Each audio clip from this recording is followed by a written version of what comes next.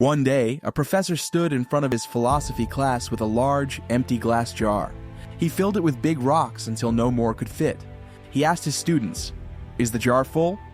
The students nodded, saying, "Yes." The professor then picked up a bag of small pebbles and poured them into the jar. He shook it gently, allowing the pebbles to fill the spaces between the rocks. He asked again, "Is the jar full now?" The students, catching on, said, "Yes." Next, he took a container of sand and poured it into the jar. The sand filled all the remaining gaps. Once more, he asked, "Is the jar full?" This time, the students confidently responded, "Yes, now it's definitely full." The professor smiled, but he wasn't done yet. He took 2 cups of coffee and poured them into the jar. The liquid was absorbed by the sand, filling any remaining space. The students laughed, surprised that even more could fit into the seemingly full jar. The professor explained, "This jar represents your life.